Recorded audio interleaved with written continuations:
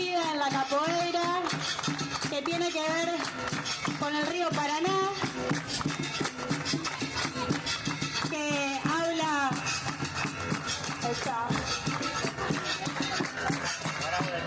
de la guerra del Paraguay, justamente. Los negros que fueron a esa guerra y volvieron a Brasil vivos, conseguían su libertad. Entonces la canción dice: Paraná,